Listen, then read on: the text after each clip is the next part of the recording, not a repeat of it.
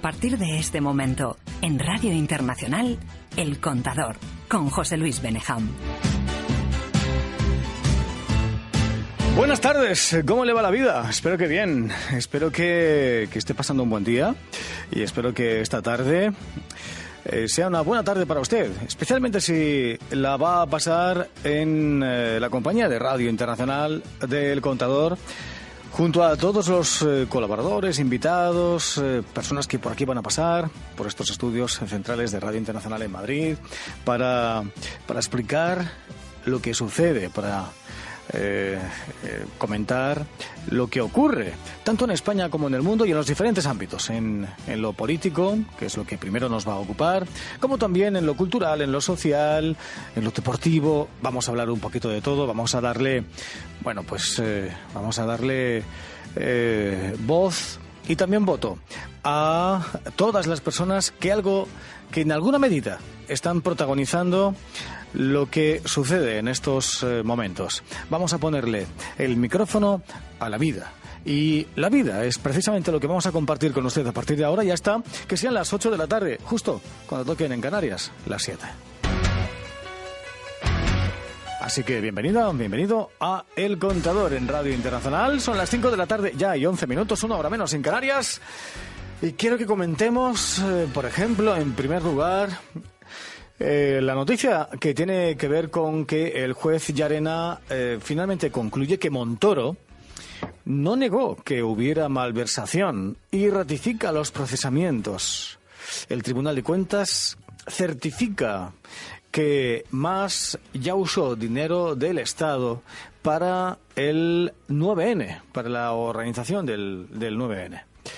Es una de las noticias a las que vamos a prestar atención en este tiempo de análisis político que ahora iniciamos en la buena compañía de Elmer Suárez, periodista. ¿Qué tal? Buenas tardes, ¿cómo estás? Muy buenos días, José Luis. Buenos días, con un ambiente muy agradable, con un calorcito que ya nos cambia la cara, ¿no? Totalmente. Tú vienes hoy veraniego, Totalmente. Sí. Yo ya me entregué al verano. Ya te has entregado al verano, pero vamos, apasionadamente. Sí, lo que pasa es que conectado con un satélite, porque es que los momentos que estamos viviendo desde lo político y lo administrativo son históricos. O sea, estamos viviendo un momento que es apasionante. Apasionante, históricos, sí, es verdad. Y cansinos también. ¿No es así? José Ángel Gómez Chamorro, diputado de la Asamblea de Madrid por el Partido Socialista Obrero Español, el PSM. ¿Qué tal? Buenas tardes. Bueno, hola, buenas tardes. Pues sí, yo creo que... Es un poco cansino, ¿no? Sí, yo creo que la ciudadanía se merece otra cosa. Se merece que nos preocupemos de sus problemas, del problema del día a día. ¿Cuántos meses llevamos sin que los políticos se preocupen por los problemas de verdad de los ciudadanos, específicamente en Cataluña? Bueno, lo de Cataluña ya es punto y aparte. A mí me parece que la falta de determinación política, digo, con el apoyo que, como sabe todo el mundo, el Partido Socialista ha dado al Gobierno de la Nación sobre un problema de Estado. Pero el problema de esto después hay que gestionarle. Y la gestión posterior pues nos lleva a que llevamos en Cataluña, los catalanes, paralizados, ya vamos para 3 meses, y no se vislumbra una solución del conflicto. Es más, si esto sigue así, lo que vamos a estar es abocados a nuevas elecciones. Y ¿Tu pálpito cuál es? ¿Habrá nuevas elecciones en breve en Cataluña? ¿O en el último momento, aunque sea en el último segundo, va a haber una candidatura que finalmente tenga posibilidades de prosperar y va a haber nombramiento de presidente o presidenta de la Generalitat, ya digo, en el último segundo? Todo va a depender de la capacidad de presión que tenga Esquerra Republicana. Porque yo tengo que manifestar aquí que si alguien tiene en estos momentos, digo de las fuerzas políticas que pueden solucionar este conflicto, tiene un sentido más político de lo que hay que hacer, a mí me da la impresión que es Esquerra Republicana. Porque la antigua convergencia, la CUP... Desnortados totalmente, porque vienen arrastrando otros problemas, no derivados de los problemas de Cataluña, sino derivados de sus propios problemas internos. Que no son pocos. Son muchísimos. Hablamos del 3% y hablamos de estas cosas que quisieron tapar con el proceso, y desde luego están más pendientes de eso y de salvarse a sí mismo que de solucionar los problemas de los Esta catalanes. mañana en el Parlamento español, en el Congreso de los Diputados, el presidente Rajoy se ha llevado, digámoslo así, coloquialmente, un rapapolvo, entrecomilladamente, al menos, como mínimo, de parte de Ciudadanos, de parte de su líder, Albert Rivera. Le ha echado en cara a Mariano Rajoy cierta tibieza, cierta, digamos, blandeza a la hora de afrontar el problema político catalán del momento. Le ha dicho que Ciudadanos ha estado apoyando al gobierno en el 155 y en otras cuestiones, pero que no entienden por qué el gobierno no ha recurrido ante el Tribunal Constitucional, lo que sí ha hecho por su parte, por cierto, dicha sea de paso, Ciudadanos, en relación al voto delegado de un par de diputados, de Turull y Comín, si no me equivoco. Parece que hay un enfado bastante importante, bastante relevante en el seno de Ciudadanos, y le han dicho y Ciudadanos le ha dicho al PP, Albert Rivera le ha dicho a Mariano Rajoy que a partir de ahora se ande con ojo, porque no va a contar con el apoyo de su formación, de la formación naranja, a no ser que las cosas se enderecen en la medida o en el sentido en el que entiende Ciudadanos que tienen que enderezarse. ¿De qué manera se vive todo esto, esta, digamos, trifulca, este rifirrafe desde el Partido Socialista, crees tú? Bueno, yo lo primero que tengo que decir es que yo creo que Ciudadanos se equivoca una vez más. Se equivocó al no ejercer su representación en Cataluña y presentar el candidato automáticamente para poner en marcha el reloj, y ahora se equivoca en lo que exige al gobierno, porque lo que exige al gobierno es ponerse a la derecha del Partido Popular. Exige más acción entre comillas, represiva, en lugar de exigir, que es lo que hay que exigir al Gobierno de la Nación y al Partido Popular, más política, más negociación y más buscar una salida que pueda satisfacer al conjunto de los catalanes, digo al conjunto, ni a uno ni a otros, y sobre todo solucionar la situación que en estos momentos de impasse hay en Cataluña. Pero a estas cosas, y lo digo desde Madrid, Ciudadanos nos tiene acostumbrados, es decir, se pone en el medio y va buscando las orillas. Y en este caso, yo creo que con el tema de Cataluña le ha retirado claramente el apoyo al gobierno del tema de Cataluña, y bueno, pues si Ciudadanos ha retirado el apoyo al gobierno, que ejerza su representación en Cataluña, y desde Cataluña, no desde el Congreso de los Diputados, su grupo político ejerza y proponga. Porque también es verdad que Ciudadanos podría, con ideas arrimadas al frente, haber liderado una iniciativa, digamos, de gobierno, claro que sí, y renunciaron a ella. Ha renunciado, eso es la crítica que yo intentaba hacer. Es decir, no es que podía, es que tenía la obligación. Pedro Sánchez lo hizo en el Gobierno de la Nación, cuando se tuvo que poner al frente sabiendo que perdía. Pero uno tiene que asumir la responsabilidad de aquello que representa. Y Ciudadanos, con Inés Arrimadas, no tomó la decisión. ¿Y esa jugada le habrá salido bien a Ciudadanos en Cataluña, o no le habrá salido tan bien? Bueno, a juzgar por los resultados de las encuestas, la verdad que habría que concluir que le ha salido bastante bien, pero igual las encuestas habrían dado mejores resultados todavía si eso se hubiese formulado, articulado de una manera diferente a como finalmente fue. Ya, lo que pasa es que Ciudadanos está continuamente con los ERCES, con las tablas de las encuestas, y un partido responsable con aspiraciones de gobierno no puede estar continuamente mirando las encuestas, porque eso tiene poco recorrido. Porque la encuesta real es el día que se vota, y le puede dar un cuadro muy bonito en estos momentos a Ciudadanos, pero estas cosas... Queda mucho, de todas maneras, claro, hasta las próximas elecciones autonómicas y municipales, del mes de mayo del año que viene. Claro, el otro día se ve una encuesta de Madrid, donde a Ciudadanos le daba primera fuerza política. Así es. Pero bueno, hay que ver luego la intención, hay que ver las tripas a las encuestas, cuál es la intención del voto y cuáles los líderes o el líder más valorado. Y mientras que había prácticamente un empate técnico entre tres, sin embargo, había un líder y una intención de voto a ese líder por encima del 53% que era Ángel Gabilondo. Tampoco hacemos mucho caso a estas cosas porque esto hay que hacerlo en el día a día y cuando llega el momento. Y hay que ir a los ciudadanos. Y siempre lo decimos, al final la encuesta que vale es la que vale. Es la de la votación del día de las elecciones, ¿no? Y eso es lo que cuenta. Lo demás, bueno, pues son elucubraciones, son aproximaciones en un momento determinado, en el mejor de los casos, son, bueno, pues son, no sé, indicios que se van generando, pero claro, ojo con eso, porque eso nos puede llevar a engaño. El ciudadano se piensa que se está comiendo al Partido Popular y el Partido Popular tiene un suelo electoral muy fuerte, tiene un suelo electoral muy sólido y si está pensando en crecer o sobrepasar al Partido Popular con las cosas que está haciendo y dejándose quemar al Partido Popular, yo creo que se va a equivocar. ¿Y no crees que también es verdad que puede suceder que en el momento actual haya un cierto descontento, desafección de parte de los votantes del Partido Popular hacia su formación política, pero que es algo momentáneo, que puede entenderse como algo momentáneo por determinadas circunstancias, por determinados avatares del momento en el que nos encontramos, pero que ya pasados unos meses esto se va a superar o podría llegar a superarse y por tanto esa desafección lo diré,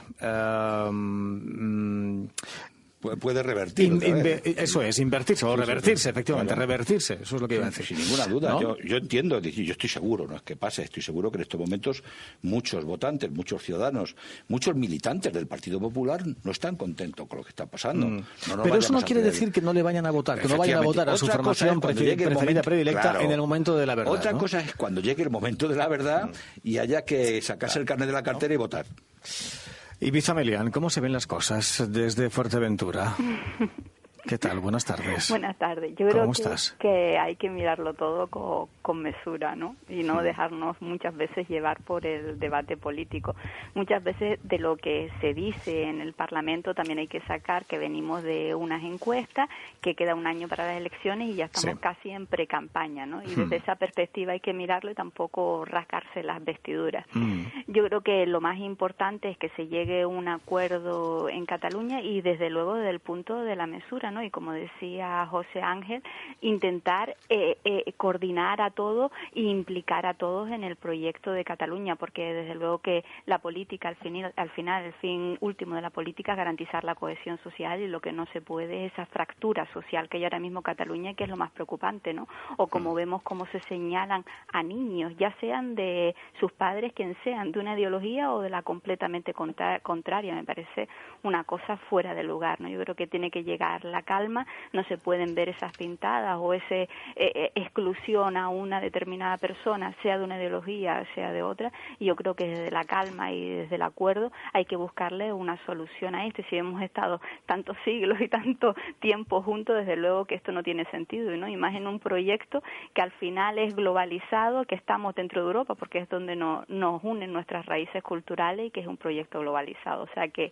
yo creo que con tranquilidad y con calma tomarse las cosas y siempre desde luego desde la perspectiva de la legalidad, ¿no? Porque muchas veces parece que esto de la legalidad suena como una cosa extraña y al final es el sustento de nuestro Estado. Si no articulamos, las leyes se pueden modificar, pero dentro desde los propios cauces, si nos cargamos esto, ya no hemos cargado el propio sistema. Y yo creo que muchas veces convendría hacer un poco de historia y de pedagogía, ¿no? Y recordar el famoso juicio de Sócrates en la Grecia clásica, donde prefirió morir antes de saltarse una ley, ¿no? Porque era el principio básico de la democracia, ese era el principio del Estado liberal. Incluso había sociedades secretas que instruían a sus iniciados en esa soberanía nacional, ¿no? Soberanía nacional que ya no recaía en lo que eran la legitimidad, ya no venía de la divinidad, sino venía del propio pueblo que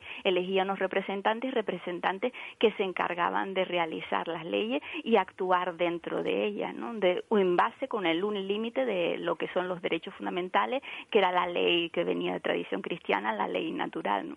Pero yo creo que desde esa perspectiva y desde esa perspectiva legal podemos cambiar, podemos modificar y podemos debatir. Al final la política es el arte de concordar y llegar a acuerdo. Yo creo que muchas veces se nos falta esa perspectiva.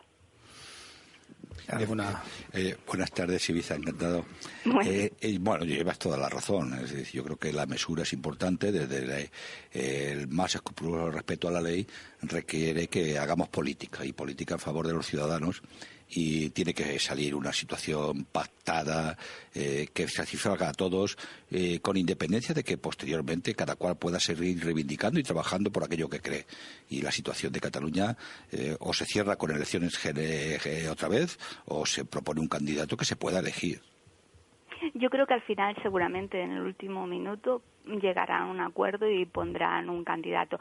Está claro que lo que comenta, la opción pueden ser una u otra, y es legítimo defender cualquiera de las opciones, y si somos demócratas tenemos que defender que la otra persona defienda unas posturas completamente contrarias a la nuestra, pero desde luego que dentro del marco legal, porque si nos cargamos esto ya nos hemos cargado el propio sistema, y eso es lo que no tenemos que permitir, y lo que no podemos poner, como se está sucediendo un día tras otro, es en cuestionamiento todas las instituciones del Estado. Que puede haber fallos, claro que lo hay, en cualquier cosa, somos humanos, somos imperfectos y se pueden corregir, pero desde luego que garantizar y primar nuestras instituciones, porque si nos cargamos, no quitamos los principios básicos, desde luego que estamos haciendo un flaco favor, y al final lo que estamos viendo es que ahí aumenta cada vez más la desafección entre los administrados y los administradores, y eso no conduce a ningún lugar bueno, y además en la historia de Europa ya hemos visto, ¿no? Y ya tenemos todo el panorama europeo, como al final los extremismos nos llevan a donde no queremos estar. Yo creo que se debe con mesura y con calma llegar a los acuerdos, cambiar las normas pero con respeto desde luego a la legalidad, y la legalidad hasta sus últimas consecuencias, porque parece que muchas veces aquí se plantea que las condenas es simplemente cuando se abre un proceso judicial, y solo alguien es condenado, y para mí hasta que no haya una sentencia firme, porque todavía se permiten recursos dentro de esos cauces legales y de la mesura, podemos discutir todo lo que sea, ¿no? Totalmente de acuerdo. Yo pienso que frente a la legalidad, cuando vemos que la justicia no tiene el mismo rasero para todos, yo creo que ahí es donde empieza la ciudadanía a comportarse de manera diferente y a comportarse con hastío hacia los partidos políticos, donde se ven que hay situaciones donde se abusan de esa legalidad, y donde esa legalidad se desmiente, y donde se pisotea, y donde no hay dignidad y no hay valores para respetar, a pesar de las dignidades que se tienen en un momento determinado y para las cuales han sido elegidos. Pues esto produce esa desafección entre los votantes, entre la ciudadanía y los partidos políticos que gobiernan a los países. Y eso es lo que hay que tratar de hacer. Lo que nos está mostrando la situación ahora es que la ley electoral no es la que se necesita para la actualidad, que esa fue una ley que se aplicó en un momento determinado de un país como España, pero que en este momento no es aplicable y que no se ajusta a las realidades políticas. Y eso convoca a que todos los partidos se pongan de acuerdo para que puedan cambiar esa ley electoral y haya una igualdad, que un voto tenga un mismo valor en cualquier territorio de España, no para unos un valor en un sitio y para otros tenga otro valor en otro sitio. Para un partido vale tanto, pero para otro vale menos. Entonces ahí ese tipo de valores, ese tipo de situaciones que pertenecen al pasado, hay que actualizarlas, hay que ponerlas en el momento histórico que se está viviendo para que se puedan aplicar, porque lo de Cataluña, por ejemplo, no se ha podido aplicar porque es que no hay nada legislado. Y entonces la agenda de Cataluña, ¿quién la maneja? Pues en este momento, ¿cómo se resuelve lo de Cataluña? No hay. ¿Cuántos llevamos aquí hablando de la situación de Cataluña? Llevamos 7 meses, desde octubre, noviembre, diciembre, enero, febrero, marzo, abril, mayo. ¿Y cuál es la solución? Si me permite, si hay legislado, es que la ley está clara. Una cosa es que la quieran cumplir o no la quieran cumplir. La ley está clara dentro del marco legal, y además que ahí hay un precedente en España, es que no sé por qué lo cuestionamos. Cuando el plan Ibarretxe vino al Parlamento, intentó convencer al resto de los diputados y se les dijo que no. Pues lo que tenían que haber hecho era en el Parlamento, porque lo dice el artículo, lo dice la Constitución, en nuestro artículo 2 de la Constitución española, que las normas se pueden cambiar y se pueden actualizar, por supuesto, pero dentro del marco legal. Y el principio fundamental de la ley es que la ley es igual para todos. Lo que no podemos aceptar es que no es igual para todos, es igual exactamente para todos. De lo que pasa es que después, dentro de la legalidad, tú puedes utilizar los argumentos o esgrimirlos. Y lo que hasta que no haya una sentencia sentencia. Lo que no podemos decir es que esto está bien, esto nos parece mal, lo otro, bueno, podemos decirlo, pero desde el punto de vista político yo creo que deberíamos tener mesura porque estamos lanzando un mensaje que no es. Y de todas formas decir que la Constitución de 1978, lo mismo que fue la PEPA, la de 1812, que el término liberal se nos olvida, que se acuñó aquí en España y no se acuñó en ningún otro sitio y que fue un referente a aquella Constitución, que gracias a ella se fijaron todas, se inspiraron todas las democracias, todos los países latinoamericanos y el resto de democracias europeas. Volvimos a ser un ejemplo para el resto de Europa con la Constitución de 1978, que salimos de una dictadura con consenso de la mano y llegamos de un extremo y con el otro extremo llegaron a acuerdos.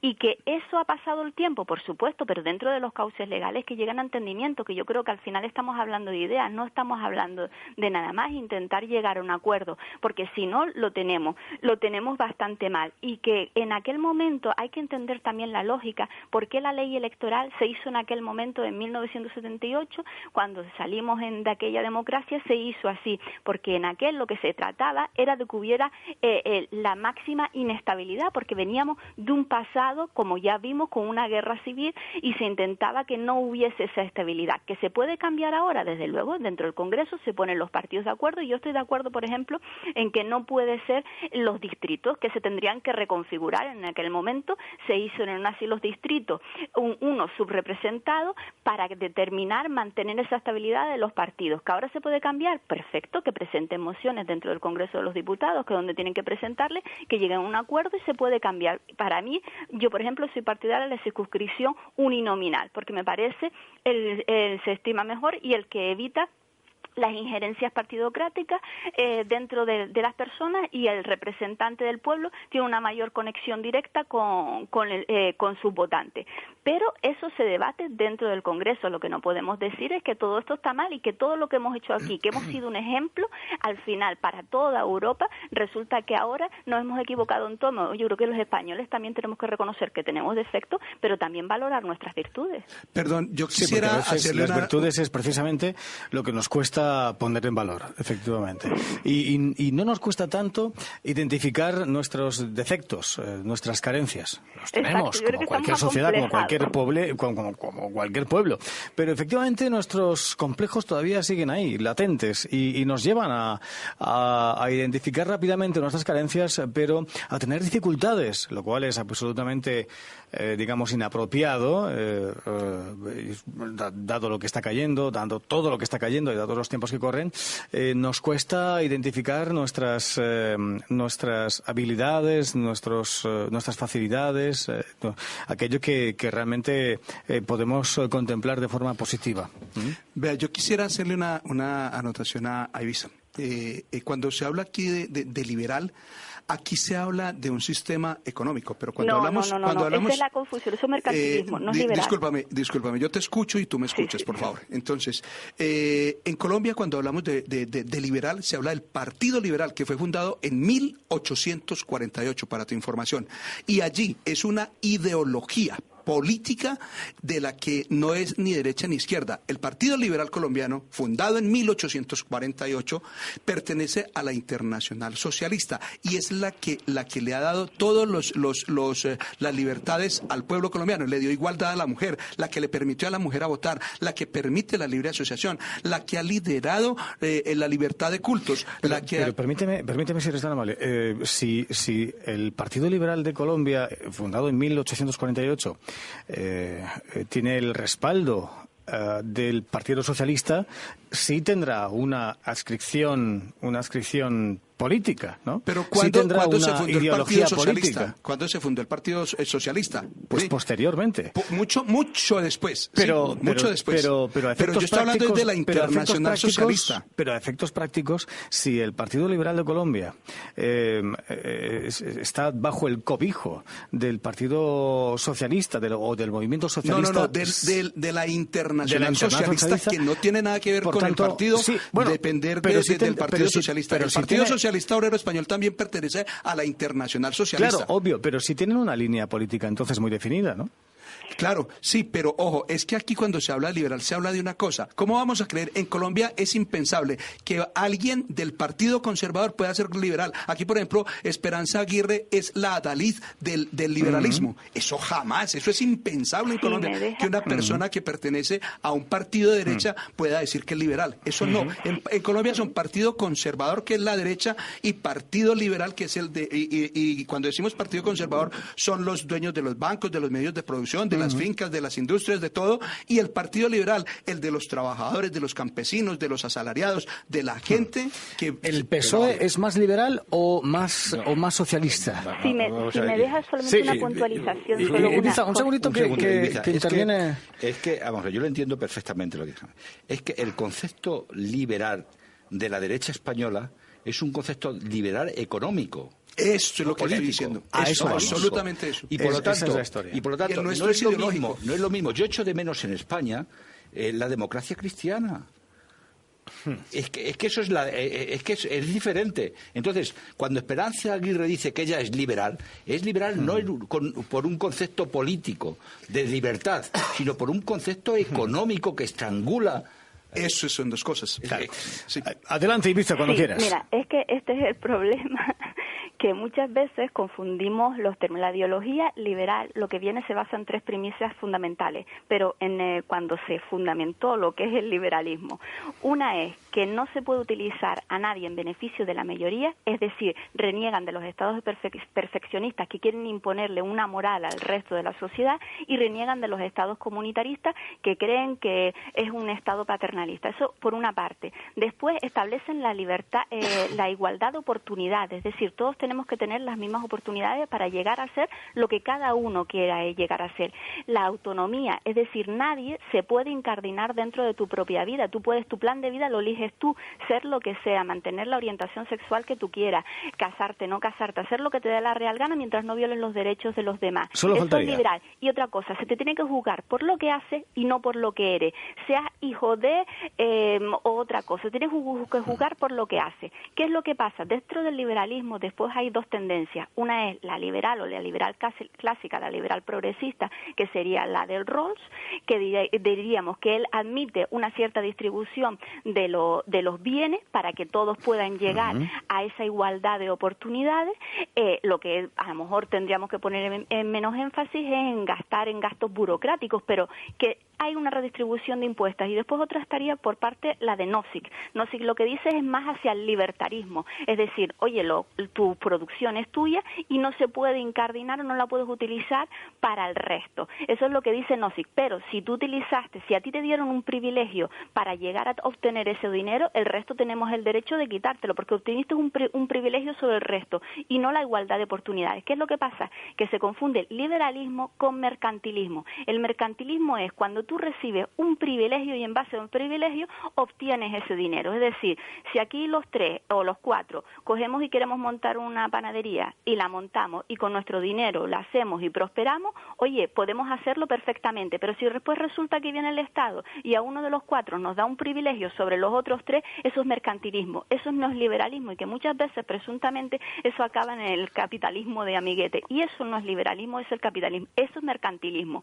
Lo que pasa es que se confunde al final conservadurismo con liberalismo, se confunde al final mercantilismo con liberalismo, y eso sí que no es. Tú puedes ser, a lo mejor en el tema económico puedes ser liberal, pero eres conservador en el tema moral, entonces no eres liberal. Tienes que ser liberal en todo el concepto, y lo que pasa es que las etiquetas las achacamos. Esto, lo económico en lo liberal es una consecuencia, lo importante es que se mantengan todos los derechos, y si eres libre en todo, también al final eres libre en lo económico. Lo que pasa es que puede haber liberales como había en su momento. Entiendo que las etiquetas contribuyen a que las cosas sean más fáciles para el común de los mortales, ¿no? Pero también es verdad que de un tiempo a esta parte cada vez veo la necesidad más clara de abolir el etiquetaje. Claro, pero es que el problema es que liberales había, y eso lo digo porque había dentro del Partido Socialista en la época de Felipe González, que eso fue el gran acierto de Felipe González en su momento después de Aznar, fue que dentro del Partido Socialista en ese centro había centros liberales que a lo mejor tenían después recordemos que Blair instauró lo que era la tercera vía, que era ese liberalismo moderado que se intentó por parte de los liberalistas en el Reino Unido.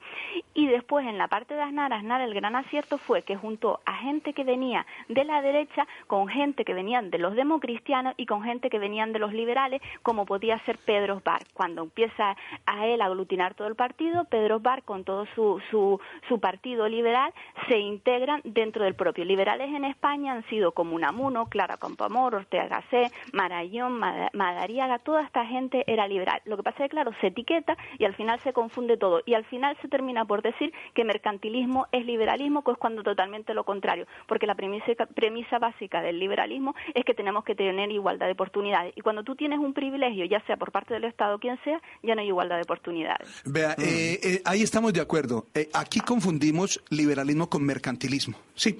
Y si hablamos de una Esperanza Aguirre y de quienes se salen a la palestra y a los medios de comunicación, es que somos liberales, están hablando, somos mercantilistas, porque es lo que vemos. Y los resultados de las investigaciones y lo que han hecho a través de los cargos y de los puestos que han ocupado, ahí están los escándalos que los está tapando el independentismo de Cataluña. Eso es clarísimo. Y entre ayer y hoy muchas noticias han habido de sentencias y de condenados por esos escándalos que hay de corrupción. Y lo otro es... El Partido Liberal en Colombia, y me va a perdonar aquí el compañero de tertulia José Ángel, y el Partido Socialista Obrero Español de España, me parece que las banderas las han dejado un poco de lado, porque lo que generó el origen y la constitución de esos partidos, tanto en Colombia como aquí, hay dirigentes que de obreros no tienen nada. De socialistas tampoco. Y en el caso de Colombia, con la contienda que se está dando en este momento... Bueno, pero tendrían algo de españoles, digo yo. No, por eso. Pero es que... pero es que estamos hablando del origen. ¿Quiénes representan al Partido Socialista Obrero Español y cómo se organizó la fundación? ¿A qué sector económico pertenecían? ¿A qué clase social pertenecían? ¿Sí? ¿Qué eran lo que reivindicaban? ¿Por qué se constituyeron en partido? ¿Para defender qué? Sí, y en Colombia igualmente el Partido Liberal en este momento están negociando con la derecha para quedarse en el poder y para repartirse en la torta burocrática y de los contratos y de todos los beneficios que genera ser amigos del poder, simplemente. ¿Qué has comido hoy? ¿Me lo quieres explicar? Sí, porque... es que hoy es muy fuerte, pero yo sin embargo... ¿Has desayunado bien? Claro. ¿Estás sin comer? Es el calor que me altera las neuronas. En algunas de las cosas que decía Ibiza, que coincido, y las afirmaciones que acaba de hacer ahora, vamos a ver, es que, claro, el Partido Socialista, fijaros lo que sucede en España. El único partido que ha votado la Constitución en estos momentos es el Partido Socialista.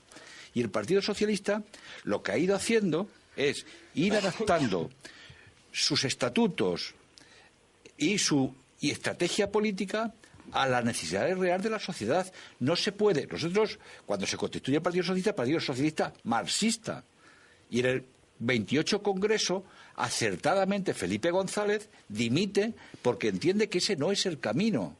De hecho, yo tengo experiencias de ciudadanos rumanos que cuando le hablas de socialismo están pensando en otra cosa. Es importante empezar a hablar de socialdemocracia. Y esa es la virtud del Partido Socialista. No son los mismos problemas que había en el 36 o que había en el 75 que los problemas que hay ahora. ¿Qué tiene que hacer el Partido Socialista? Algo que ha dicho Ibiza anteriormente. Primero, dejar que cada ciudadano se desarrolle colectiva o individualmente como quiera. Y que sobre todo tenga las mismas oportunidades. La única premisa que había que poner ahí es que el Estado sí que tiene que garantizar que todos los ciudadanos, hombres y mujeres, accedan a los recursos necesarios para formarse como persona y para hacer su proyecto de vida. A partir de ahí, la socialdemocracia empieza a funcionar y, por lo tanto, es verdad, Pablo Iglesias funda el Partido Socialista, pero funda la UGT para que controle los obreros al Partido Socialista, ¿no? Claro. Y de hecho, antes, hace años, cuando yo ingresé en el Partido Socialista, se exigía ser de la UGT. Claro, pero también los partidos de derecha fundan sus sindicatos también. Sí, claro, pero haya cada cual como, como se organice. Pero yo lo que quiero decir es que la virtud del Partido Socialista es que cualquier partido, no debe ser la virtud solo del Partido Socialista, cualquier partido político tiene que ir leyendo las necesidades de la sociedad. Nosotros acabamos de registrar la ley de eutanasia en el Congreso de los Diputados. Eso hubiese sido imposible hacerlo hace 15 años. Es una virtud del Partido Socialista Obrero Español el que Mariano Rajoy, presidente del Gobierno, en la sesión de control al Gobierno de esta mañana en el Parlamento Español, en el Congreso de los Diputados, haya mencionado al Partido Socialista como ese apoyo necesario, coherente y adecuado que está recibiendo el Gobierno en cuanto a lo que tiene que ver con la política frente al independentismo en Cataluña. Pues ¿Esto es un regalo envenenado o...? Es decir... Bueno, él ha advertido y dice, espero no perjudicarles por lo que voy a decir. Lo ha dicho. Espero no dañarles por esto, claro, pero el Partido Socialista... Es que hay que distinguir. El Partido Socialista tiene un compromiso de Estado no para apoyar al Partido Popular ni apoyar a Mariano Rajoy. Es un apoyo al Estado de la nación para resolver un problema candente que tenemos en una parte de nuestra nación. El país o el Estado por encima de los partidos. Perfecto. Tiene que ser así. Eso seguro que a Ibiza le gusta. Sí. Ibiza. Pronúnciate o doy paso ya a Francisco Canals, que ya nos está escuchando. Venga, adelante, Ibiza, dime. No, digo que sí, que ya me cogió la medida José Ángel, ¿no? Que al final es que José Ángel es, en fin, queda mal decirlo. Es diputado. Iba a decir perro viejo, pero no por edad, sino por experiencia. Yo creo que lo más importante es eso, que al final lleguen a acuerdos principales y que esté gobernando quien esté gobernando. Esto es un problema para toda la nación y entre todos hay que resolverlo, desde luego. Francisco Canals, ¿cómo estás? Buenas tardes. Hola, ¿qué tal? Buenas tardes. ¿Cómo te va la vida? Bueno, bien, ni tan bien como me gustaría, ni tan mal como para quejarme. Como podría ser, ¿no? Como podría ser. Efectivamente, pues eso es una gran cosa, ¿eh? O sea, visto desde esa perspectiva está muy bien. No hay de qué quejarse entonces, ¿eh? Bueno, oye, que 1.100 excluidos en las bolsas de la sanidad balear de mi tierra por no saber catalán. Vamos a ver, Francisco Canals, ¿qué es más importante? ¿Hablar catalán o dominar aquello por lo que se te ha contratado? Es decir, o tener una idea clara de cuál es la labor que tienes que desarrollar como médico, como auxiliar de enfermería, como celador, o etcétera, etcétera. ¿Qué es más importante, el idioma o los conocimientos sobre la materia que uno va a desarrollar en ese puesto de trabajo por el que podría ser contratado o por el que podría haber sido contratado? Claro, sí, preguntado así suena muy bien, pero yo también me haría otra pregunta, es decir... No, espérate, pero contéstame si eres tan amable a la mía. Después tú haces otra pregunta, aunque sea retórica. No, lógicamente dominar la materia para la cual te han contratado y para la cual eres capaz de aportar valor, lógicamente es muy importante. Lo que pasa es que también es verdad que al final el idioma... Ha quedado claro. Lo hemos escuchado todos, ¿eh? Esto queda grabado, Francisco. Sí, para la posteridad, pero oiga, hay una cosa... No, lo digo porque, claro, es que a veces parece que hablar un determinado idioma parece que es más importante que saber curar a una persona de esa enfermedad que está padeciendo, ¿no? Es decir, yo entiendo que si a mí me da un ataque al corazón y llego a un hospital en una ambulancia, yo lo que voy a querer es que el facultativo, es que la persona que me atienda, el profesional que me atienda, sepa qué hacer en ese momento para que yo pueda continuar con mi vida. Me va a dar absolutamente lo mismo que hable francés, alemán, bielorruso o catalán. Me va a dar absolutamente lo mismo. Lo que quiero es que sepa qué hacer de forma profesional, siguiendo los protocolos internacionales, atendiendo a lo que corresponda en cada momento, para que yo pueda seguir viviendo. Sí, lógicamente, pero... Oye, y te habla alguien que es de esa comunidad autónoma, que es original, o sea, que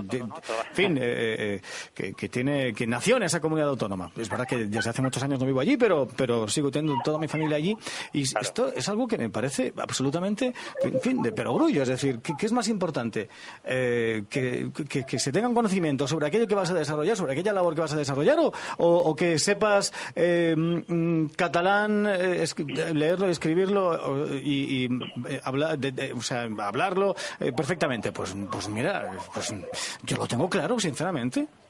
Sí, no, yo también. Es lógico que en este momento pueda haber mucha gente, muchos profesionales de la sanidad que se sienten ofendidos o abandonados por la administración pública. Cabe decir que este no es un problema nuevo. Por ejemplo, en Cataluña hace años vivimos el tema también del catalán, el nivel C, para acceder de maestro, para acceder, por ejemplo, a puestos como Mosso d'Esquadra, la administración pública. Pero le digo una cosa, al final no hay polémica si ambas partes no tienen un poquito, aunque sea un poquito de razón. Y se lo voy a explicar brevemente. Venga. Para mí es importante que un médico me pueda hacer una intervención del corazón y me salve la vida, indiscutiblemente, esto es lo más importante, pero además, en fin, también me gustaría que se pudiera comunicar conmigo, que pudiera hablar catalán, que pudiera hacer preguntas en un idioma que fuera cercano a mí. Pero Francisco, sinceramente, en Baleares absolutamente nadie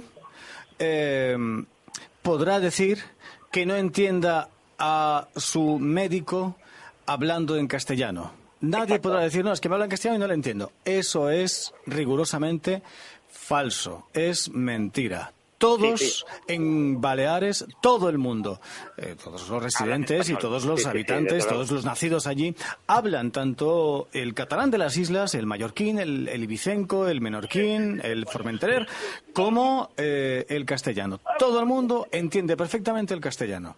Otra cosa es, y ya estamos estaríamos hablando de otros asuntos, de otro tema, estaremos refiriéndonos a otras cuestiones, los residentes europeos, de origen europeo, que tienen fijada su residencia en las islas, ¿no? Y de esos hay muchos, hay mucho alemán, hay mucho británico, hay mucho francés, hay mucho holandés, pero bueno, eso ya es otro tema. Pero si nos referimos a las personas nacidas en España, está claro que en Baleares todo el mundo habla el castellano, igual que habla el catalán de las islas, el catalán propio de las islas. En Mallorca tú puedes ir a una farmacia, y lo digo yo por experiencia, porque he ido de vacaciones a Ibiza, a Mallorca y a Menorca. Me lo han dicho, me lo han dicho. Estoy al tanto. Sí, y le puedo... Es que he tenido novias ya en todas partes yo. También me lo han comunicado. Estoy al tanto. El tema es, si usted va a Palma de Mallorca, usted lo sabe muy bien, que es por ahí cerca, puede entrar en una farmacia donde hay una dependienta que la atiende en alemán. Hay personas de las islas que hablan un alemán perfecto, pero perfecto. Y mire que no es el idioma principal, pero lo hacen para acercarse al turista. De la misma manera, si un médico ha hecho un plan de residencia, ha estudiado una carrera universitaria, ha hecho unas prácticas, habla un inglés y hasta a veces más idiomas de manera perfecta, ¿por qué no se le puede exigir un determinado nivel de un idioma que quizá es secundario, pero que también le va a sumar algún punto? Lo que no está a favor, lógicamente, es de que sea directamente excluido y que se vea a ese médico obligado a un exilio profesional. Lo que estás diciendo yo te lo compro. La cuestión es que con lo que empezábamos este diálogo, la noticia es 1.100 excluidos en las bolsas de la sanidad balear por no hablar catalán. Oye, es que a lo mejor entre esos 1.100 excluidos había buenos profesionales. Es que a lo mejor hacen falta buenos profesionales de la sanidad pública y también de la privada, pero sobre todo de la pública en Baleares. Y es que cuesta mantener a los profesionales de la sanidad pública en Baleares porque los ingresos son los que son, los alquileres son altos, especialmente en determinadas zonas, en determinadas islas y sobre todo en verano, en Ibiza, por ejemplo, no hay quien pague un alquiler en Ibiza, etcétera, etcétera. Si ya cuesta fidelizarlos, si ya cuesta mantener a ese profesional cualificado, que es el que deseamos todos para nuestra sanidad y para la sanidad de los nuestros, si ya cuesta, encima como para ponerles pegas, ¿no? Con el tema del idioma. Es decir, es una locura. ¿Esto qué sentido tiene? Alguien tendría que recapacitar y tendría que empezar a ponerle a esto un poquito de sentido común, sinceramente. Tendría que ser un sistema inclusivo, es decir, si tú hablas catalán y llegas al nivel C o al nivel D, que son ya niveles considerables, tendrás 20 puntos más, tendrás 50 puntos más. Siempre que tu nivel de cualificación profesional esté a la altura de otro en ese mismo rango o en esa misma categoría, en esa misma... Si se me permite... Por supuesto que se te permite, solo faltaría. A mí me parece una barbaridad. Es decir, que la puntuación en el concurso de méritos, que supongo que lo han hecho por ahí, por hablar catalán, eche para atrás a otro aspirante por el mero hecho de no hablar catalán, me parece un escándalo. Es decir, da igual que tú no sepas hacer la O con un canuto. Si hablas catalán, bienvenido, claro, venga, decir, a operar ya directamente talento. Al quirófano. Yo que me he pasado, es verdad que en labores de gestión administrativa, no. Hombre, el tema hospitalario es precisamente algo que tú, que a ti te resulta familiar porque has estado muchos años en ello. 30 años en el Hospital Gregorio Marañón y he visto pasar por allí árabes con un talento impresionante haciendo la residencia o un convenio. He visto pasar alemanes, he visto pasar ingleses, con un talento enorme. Otra cosa es, que a mí me parece bien, la segunda parte de esto. Es decir, lo decías antes, que sería muy recomendable que, además, que hablaran catalán. Y habría un interés por parte de la consejería, lo mismo que hay un interés por parte de la farmacia de contratar a alguien que hable alemán, pero eso no le puede excluir. Vale, oiga, es que la formación continua en el trabajo también existe y por lo tanto usted cuando recluta a los talentos, objetivamente, si además luego quiere ponerle el plus de que hable catalán, que me parece bien, porque es verdad que desde el punto de vista afectivo y de la empatía, si hablas en catalán con un enfermo, sobre todo si es mayor, pues seguramente tiene más empatía. Pero ahí están los cursos que tiene que hacer la consejería para... Pero también te digo también te digo una cosa, esto que no deja de ser cierto, es verdad, pero también es cierto al mismo tiempo que las personas mayores son las que mejor se defienden en castellano. Desde luego, supongo, vamos. Quiero decir, es que no nos olvidemos de eso, es que es así. Quizá los que más problemas tienen para hablar en castellano sean los chavales jóvenes, que son los que han hecho toda su vida formativa, educativa, con el idioma vehicular catalán, porque así se lo han impuesto las autoridades de turno, ¿no? Con el trabajo que cuesta a las familias, al propio estudiante, a la propia médico o la doctora o el doctor, que ya lo es, ¿no? Con el trabajo que le ha costado, con el trabajo que ha costado a la familia y con el trabajo que le ha costado al Estado poder formar a un médico. Es decir, en igualdad de condiciones, con una cualificación similar, con un nivel de conocimiento similar, con un nivel de habilidades y de créditos y de experiencia similar, etcétera, etcétera, que se premia al que habla catalán, yo lo veo muy bien, claro que sí, perfecto. Ahora bien, en igualdad de condiciones, si estamos hablando de una categoría, de una misma categoría y de un nivel formativo igual, sino parecido, etcétera. Pero, claro, además, tengamos... Perdona, Ibiza, una cosa. Y además, premiemos la formación y los conocimientos generales, no solo el del idioma. Claro, hay una vía para premiar. En los convenios del personal estatutario de la sanidad, ya sea en Madrid o en otra comunidad autónoma, está la carrera profesional, una vez que ya estás dentro. Luego, habría ahí un filtro para decir, oiga, para que usted pueda acceder a la carrera profesional, usted tiene que cumplir ese trámite y, por lo tanto, también la institución pone en su disposición el que usted pueda aprender catalán. Claro. Y cuando usted clarifica puede acceder. Claro. Pero Ibiza, en Fuerteventura, el tema del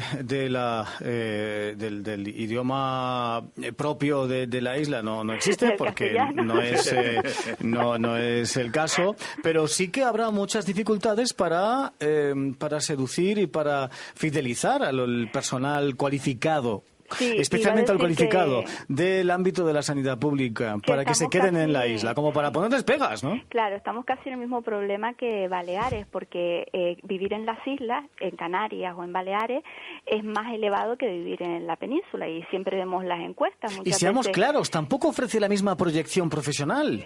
También, pero... Porque no estás tan conectado, porque al final estás en una isla y el hecho de la insularidad, pues es algo que está ahí, es decir, claro. Oye, no lo podemos olvidar. Y se recibe incluso, se les paga a los funcionarios un plus más por esa insularidad, ¿no? Porque al final tienes que viajar, tienes que tal, es más caro.